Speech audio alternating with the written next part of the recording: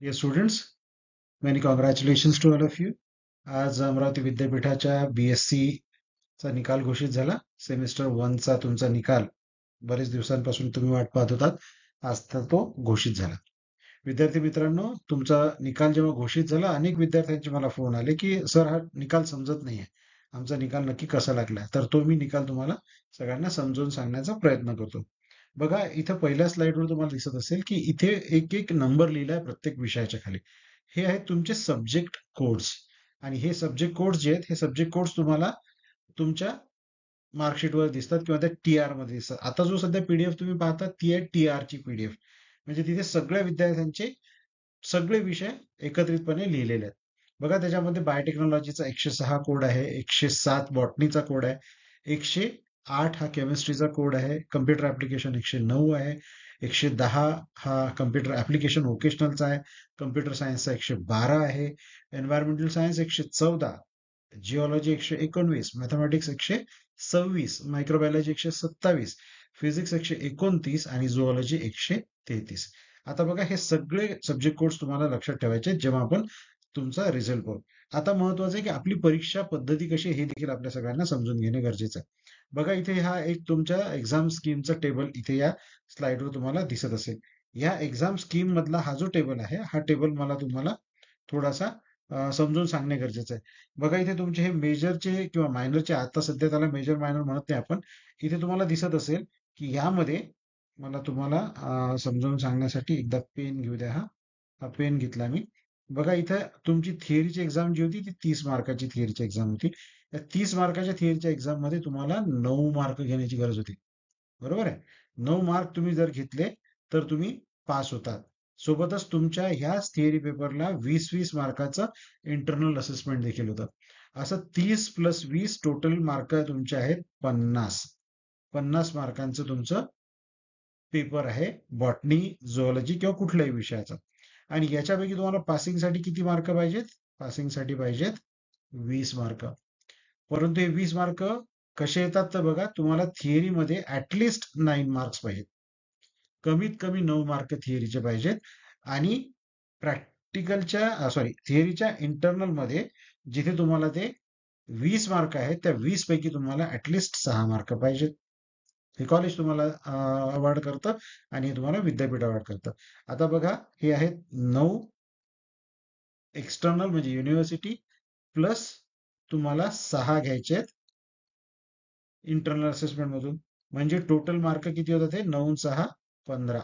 परंतु तुम्ही पाहिलं पासिंगसाठी किती पाहिजेत? 20 मार्क पाहिजेत. म्हणजे जरी तुम्हाला इकडे 9 आणि इकडे 6 भेटले, फक्त 15 मार्क जर मिळाले तरी तुम्ही पास होत नाही त्या परीक्षेमध्ये. पास होण्यासाठी किती मार्क पाहिजेत? पास होण्यासाठी पाहिजेत 20 mark. Similarly, in case of practicals मध्ये बघा, तुमची परीक्षा आहे 25 मार्काची एक्सटर्नल, 25 मार्काची इंटरनल, अशी टोटल आहे 50 मार्काची प्रॅक्टिकलची परीक्षा आहे. आणि 50 मार्कांच्या प्रॅक्टिकलच्या परीक्षेमध्ये तुम्हाला 20 मार्क घ्यायचे आहेत. 20 मार्क कसे घ्यायचे तेही सुद्धा आहे. 10 मार्क एक्सटर्नलच्या परीक्षेमध्ये, 10 मार्क इंटरनलच्या परीक्षेमध्ये, असे तुम्हाला 50 पैकी 20 मार्क घ्यायचे आहेत. तुम्हा सगळ्यांना यावर्षी एक SEC स्किल एनहान्समेंट कोर्स होता. त्या स्किल एनहान्समेंट कोर्समध्ये, सायन्समध्ये हा कोर्स पूर्ण प्रॅक्टिकलचा कोर्स आहे. यामध्ये देखील कसं आहे बघा, हा इंटरनल पेपर होता फक्त. त्याच्यामुळे इथे इंटरनलचे 50 पैकी तुम्हाला 20 मार्क घ्यायचे होते. 20 मार्क आले की तुम्ही त्याच्यात पास होता. असंच इकडे तुम्हाला IKS होता. तो IKS सुद्धा 30 पैकी 9 मार्क, 20 पैकी 6 मार्क आणि 50 पैकी 20 मार्क असं तुमचं पासिंग होतं, जे मी तुम्हाला आता इथं समजावून सांगितलं. याचा अर्थ असा आहे की तुम्हाला थिअरीत जर पास व्हायचं असेल तर तुम्हाला हे 9 मार्क घेणे कंपल्सरी आहे. आणि इंटरनल मध्ये तुम्हाला 6 मार्क घेणे कंपल्सरी आहे. पण ह्या मिनिमम मार्कावर तुम्ही 15 मार्कावर पास होता का? तर नाही. तुम्हाला पास होण्यासाठी पाहिजेत 20 मार्क. म्हणजे तुम्हाला इकडे हे मार्क 6च्या जागी जास्त मार्क पाहिजेत. समजा आपण असा विचार करूया की 6च्या जागी जर तुम्हाला इकडे 16 भेटले तर 16 आणि 9 असे होतात तुमचे 25 मार्क. म्हणजे तुम्ही पास होतात. किंवा इकडे 16 आले आणि इकडे मात्र तुम्हाला इथं 3च मार्क आले तर तुमचे टोटल होतात 16 आणि 3 19. त्यामुळे तुम्ही मात्र इथे आता थिअरीच्या एक्झाम मध्ये फेल झाले आहात, प्रॅक्टिकलच्या इंटरनलच्या एक्झाम मध्ये तुम्ही पास झालेले आहेत. त्यामुळे आता तुम्हाला लक्षात आलं असेल की आपल्याला पासिंगसाठी किती मार्क आणि कशा पद्धतीने ते मार्क घ्यायचे. आता बघूया, आपण पुढे जाऊया. तुमचे थिअरीचे आणि प्रॅक्टिकलचे मार्क मी तुम्हाला आत्ताच जसं समजून सांगितलं की बघा, या टेबलमध्ये अगदी क्लिअर दिसते तुम्हाला. 30 मार्क, त्याच्यापैकी 9 मार्क घ्यायचे आहेत. 20 मार्क इंटरनलचे, त्यापैकी 6 घ्यायचे आहेत. परंतु टोटल मात्र तुमची व्हायला पाहिजे 20 मार्कांची. सिमिलरली प्रॅक्टिकलच्या केसमध्ये सुद्धा असंच आहे की प्रॅक्टिकल तुमचं 25 मार्कांचं, इंटरनल एक्सटर्नल असं आहे. 25 प्लस 25 असे तुम्हाला 50 मार्कांचं ते प्रॅक्टिकल आहे आणि त्याच्यापैकी तुम्हाला 20 मार्क्स घ्यायचे आहेत. बरोबर आहे. Similarly SEC skill enhancement course, ते देखील अशा पद्धतीने तुम्हाला मार्क मिळवायचे आहेत. आता विद्यार्थी मित्रांनो, पुढे जाऊया आपण. ही बघा एक आता TR मधली एक मी कॉपी काढली. आता इथे बघा, हा एक विद्यार्थी आहे, ज्या विद्यार्थ्याचं तुम्हाला इकडे नाव मी हाईड केलेलं आहे. इथे तुमचा रोल नंबर आहे, इथे तुमचं नाव आहे, इकडे तुमच्या आईचं नाव आहे आणि हे तुमचं सेंटर कोड वगैरे, हे विद्यापीठाचे डिटेल्स आहेत. आता बघा, इथे हा आहे 107/201 नंबरचा पेपर. ठीक आहे. आता 107 कोड मी तुम्हाला कोणाचा सांगितला होता? 107 हा कोड मी तुम्हाला सांगितला, हा बॉटनीचा कोड आहे. 201 म्हणजे काय? तर बॉटनीतला 201 नंबरचा पेपर, म्हणजे हा आहे तुमचा बॉटनीचा थिअरीचा पेपर. आणि याच्यामध्ये हे आहे या विद्यार्थ्याला मिळालेले मार्क. 13 मार्क त्याला एक्सटर्नल मध्ये मिळाले, म्हणजे विद्यापीठाच्या परीक्षेत मिळाले, आणि त्याला महाविद्यालयाकडून 20 मार्क मिळाले.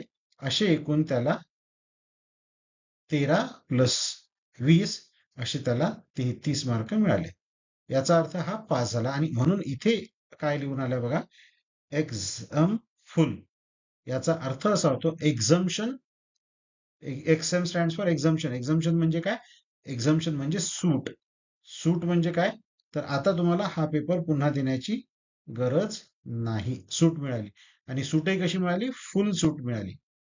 सिमिलरली 202 नंबरच्या पेपरमध्ये या विद्यार्थ्याला, म्हणजे हा तुमचा स्किल एनहान्समेंट कोर्सचा पेपर आहे, याच्यामध्ये इकडे 21 मार्क आणि इकडे 24 मार्क, म्हणजे हे हे प्रॅक्टिकलचे मार्क आहेत तुमचे. 25 पैकी 21 आणि 25 पैकी 24. आता असं समजायला हरकत नाही की तुमचा थिअरीचाही पेपर या विद्यार्थ्याचा पास झाला, या विद्यार्थ्याचा प्रॅक्टिकलचा पेपर पास झाला. असंच याचा हा दुसरा पेपर आहे. 615/206, 107/205, म्हणजे हा आहे तुमचा स्किल एनहान्समेंट कोर्सचा पेपर, ज्याच्यामध्ये 50 पैकी 50 मार्क या विद्यार्थ्याला मिळालेले आहेत. म्हणून इथं एक्झम्पशन फुल लिहिलेलं आहे. F स्टँड फॉर फुल. इथे शब्द बघा कसा आहे, एक्झम्पशन म्हणजे XM, आणि इथे दुसरा शब्द आहे F स्टँड फॉर फुल. फुल म्हणजे काय? तर तुमचं एक्सटर्नल पण निघालंय आणि इंटरनल पण निघालंय.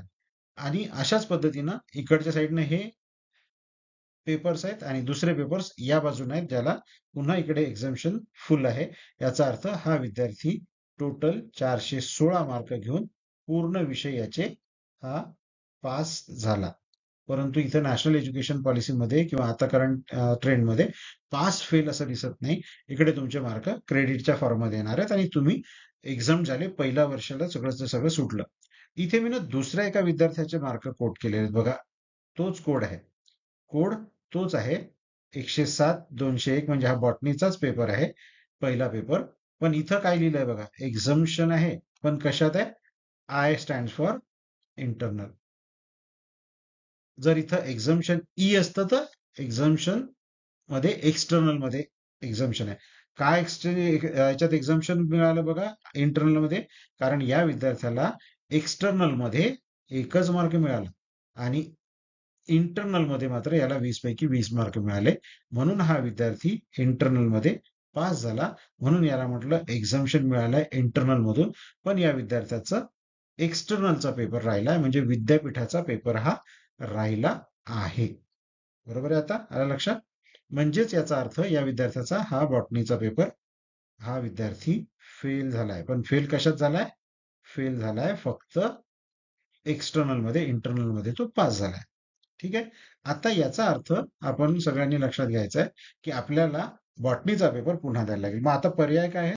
पर्याय आहे. आता सध्या विद्यापीठाचं आजच एक पत्र निघालं, ज्या पत्रामध्ये आजपासून विद्यापीठाचे एक्झामचे फॉर्म भरायचे.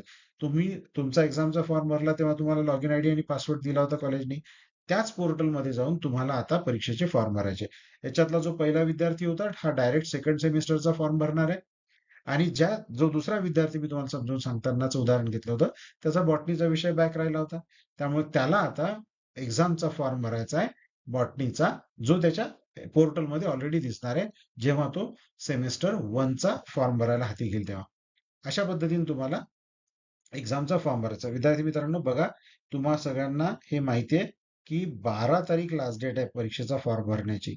आता ही डेट एक्सटेंड होण्याचे चान्सेस फार कमी आहेत. कारण एक आहे की 19 तारखेपासून तुमची परीक्षा सुरू होते. 19 मे पासून तुमची परीक्षा सुरू होते आहे. पुन्हा एकदा मी सांगतोय, 19 मे ही डेट तुमच्या परीक्षेची डेट आहे. त्याच्यामुळे तुम्हा सगळ्यांना ह्या 19 मेच्या परीक्षेसाठी जर अपियर व्हायचं आहे तर तुम्हाला 12 तारखेपर्यंत फॉर्म भरणं गरजेचं आहे. आणि फॉर्म कुठून भरायचे तुम्हा सगळ्यांना माहिती आहे की स्टुडंट रजिस्ट्रेशन मध्ये यू कॅन अप्लाय या वेबसाईटवर जायचं आणि या वेबसाईटवर जाऊन तुम्हाला तुमच्या स्टुडंट या टॅबवर जायचं आहे. इथे बघा स्टुडंट ही टॅब दिलेली आहे आणि त्या टॅबवर जाऊन तुम्हाला तुमचं एक्झामचा फॉर्म भरायचा आहे आणि त्या एक्झामच्या फॉर्म भरल्यानंतर त्याची प्रिंटआउट काढायची आहे आणि प्रिंटआउट काढल्यानंतर ती तुम्हाला महाविद्यालयात जमा करायची आहे. महाविद्यालयात जमा केल्यानंतर महाविद्यालय तुम्हाला तुमचा परीक्षेचा फॉर्म विद्यापीठात पाठवते आणि विद्यापीठाकडनं तुम्हाला परीक्षेचा रोल नंबर मिळतो. ठीक आहे, म्हणजे आता तुम्हाला परीक्षेचा फॉर्म भरायचा. पण समजा काही विद्यार्थ्यांना असं वाटतं की माझा तर पेपर बॉटनीचा खूप छान गेला होता, मग मला आता काय पर्याय आहे. तुम्हाला दुसरा एक पर्याय आहे. त्या 2 पर्यायामध्ये सुद्धा 2 पर्याय आहेत. त्या पर्यायाला आम्ही काय म्हणतो, त्या पर्यायाला आम्ही म्हणतो रिव्हॅल्युएशन, म्हणजे पुनर्मूल्यांकन. पुनर्मूल्यांकन करायचं आहे. पुन्हा माझे पेपर तपासा अशी विद्यापीठाला विनंती करायची आहे. हे पुनर्मूल्यांकन करत असताना एक पहिला पर्याय आहे तुम्हाला की तुम्ही तुमच्या उत्तरपत्रिकेची झेरॉक्स मागू शकता विद्यापीठाला. आणि दुसरा वे आहे सरळ रिव्हॅल्युएशनला टाकायचा पेपर. आपण निवडायचं की आपल्याला सरळ रिव्हॅल्युएशनला टाकायचं असेल तर तसा ऍप्लिकेशन रिव्हॅल्युएशनचं तुम्हाला तुमच्या त्याच पोर्टलमधून भरायचं आहे किंवा तुम्हाला झेरॉक्स मागायच्यासाठी देखील अप्लाय करता येते. तुम्ही तुमची उत्तरपत्रिकेची झेरॉक्स मागवा, विद्यापीठ तुम्हाला ती झेरॉक्स पुरवेल. मग ती झेरॉक्स तुम्ही पहा की तुम्ही कसा पेपर लिहिला होता, तुमच्या सरांना मॅडमना दाखवा की मी असा असा पेपर लिहिला होता आणि आता मला यातला रिव्हॅल्युएशनला गेलं पाहिजे का. तिथे जर तुमचे टीचर्स देखील म्हणतील की बेटा तू हे जे लिहिलं याच्यामध्ये तुला एवढे मार्क हे इनफ आहेत, इतकेच मार्क पडू शकतात त्याच्यात, तर तो रिव्हॅल्युएशनला तुम्ही जाणार नाही.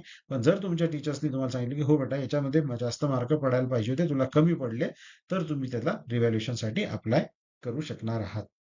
तर विद्यार्थी मित्रांनो, हे 2 पर्याय तुमच्याकडे रिव्हॅल्युएशनच्या ऑप्शन मध्ये देखील उपलब्ध आहेत. तर आता निर्णय तुमचा आहे. सगळ्यात पहिलं तर अर्जंट काम आपल्याला हे करायचं आहे की पहिल्या नंबरला आपल्याला आपले परीक्षेचे फॉर्म सबमिट करायचे आहेत. सेमिस्टर 1 जर तुमचं बॅक राहिला असेल कुठला विषय, तर सेमिस्टर 2चा तर तुम्हाला नियमित परीक्षेचा फॉर्म भरायचा आहे. म्हणून आता माझी विनंती तुम्हाला सगळ्यांना आहे की आपण सगळ्यांनी परीक्षेचा फॉर्म लवकरात लवकर भरून द्यायचा आहे, म्हणजे तुम्हाला तुमच्या परीक्षेत कुठलीही अडचण पुढे येणार नाही. So wish you all the best. तुम्हा सगळ्यांना एक गोष्ट महत्वाची मला सांगायची आहे, आता निकाल काहीही लागलेला असू द्या, किती मार्क पडले, कमी पडले, जास्त पडले, खूप जास्त याच्यावर विचार करत बसू नका. हा तुमचा ट्रायल बॉल होता. हा तुमचा ट्रायल बॉल होता. पहिल्या सेमिस्टरचा निकाल लागलेला. अजून आपल्याकडे 5 सेमिस्टर्स आहेत. खूप छान अभ्यास करा. पुढच्या सेमिस्टरला खूप चांगले मार्क मिळतील असा तुमच्या पालकांना आश्वस्त करा आणि प्रयत्न करा. खूप छान अभ्यास करा. आपण सोबत काम करू आणि तुमचा अभ्यास जितका चांगला तुम्ही कराल तितक्या चांगल्या मार्कांची रिवॉर्ड तुम्हाला मिळणार आहे आणि definitely there is scope for improvement. पहिलंच वर्ष होतं, अजून विद्यापीठाची प्रक्रिया समजली नाही, कमी पडले असतील मार्क, काहींना मार्क पास झाले परंतु अपेक्षेप्रमाणे मार्क पडले नाहीत, त्यांच्या बाबतीत देखील ते सुद्धा विद्यार्थी रिव्हॅल्युएशनला जाऊ शकतात. तर आपण आपला निर्णय घ्या आणि निर्णय घेऊन पुढच्या कामाला लागा. 19 मे पासून तुमची परीक्षा सुरू होते. त्या परीक्षेसाठी देखील चांगली तयारी करा. So wish you all the best. Thank you very much.